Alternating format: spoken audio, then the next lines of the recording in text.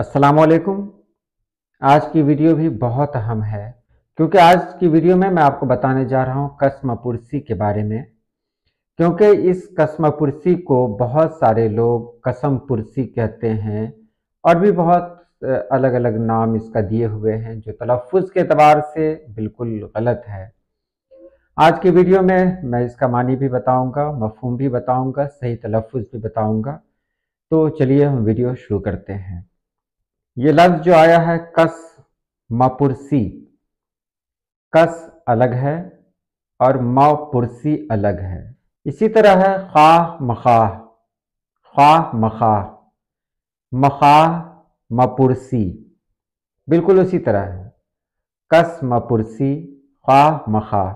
अब देखें कस मपुरसी का मानी क्या होता है। कस यानी कोई, मा नहीं, कस मा यानी कोई नहीं। इसी तरह बहुत सारे अल्फाज भी इस्तेमाल होते हैं। इसी तरह होता है ख्वाह मखाह, ख्वाह चाहने वाला और मीम का मतलब नौ, फिर ख्वाह है। बहरहाल वहां मैं नहीं जा रहा हूं, मैं यहां जा रहा हूं। तो कस माने कोई, मीम माने नहीं और पुरसी यानी पूछने वाला। यही है, कोई पूछने वाला नहीं है। ये असल तलफ़ुज़ है कस मपुरसी, कस मपुरसी। तो इससे बहुत सारे लोग कसम पुरसी कहते हैं जो कि गलत है। कसम पुरसी का मानी क्या क्या होता है कि इंसान की ऐसी हालत हो जाए जिसमें उसको कोई पूछने वाला ना हो, कोई उसके बारे में जानने वाला ना हो, कोई उसके बारे में खबर लेने वाला ना हो। तो यही इसी कैफियत को कहते हैं कसम पुरसी की हालत, यानी एक ऐसी हालत जिसमें कोई किसी का पूछने वाला नहीं है। तो ये तो मैंने कसम पुरसी के बारे में बता दिया। वीडियो बहुत छोटी है, वीडियो बहुत छोटी हो गई, इसलिए मैं इसमें एक और चीज़ जोड़ देना चाहता हूँ। टसवे बहाना, एक मुहावरा है टसवे बहाना। ये टसवे क्या है? तो ये हिंदी लफ्ज़ है।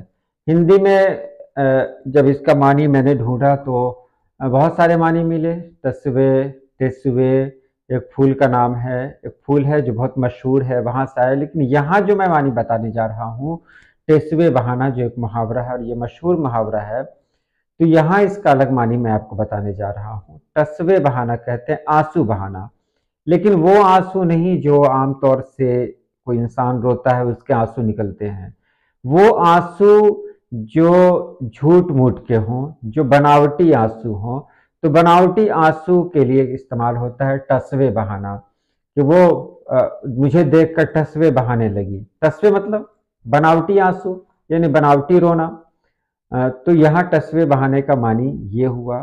और एक और चीज़ इस बीच में इसके बाद मैं और बता दूं कि काफ और गाफ के ऊपर जो लगता है उसको क्या कहते हैं। एक आदमी ने सवाल किया था, काफ और गाफ के जो ऊपर लगता है उसको क्या कहते हैं।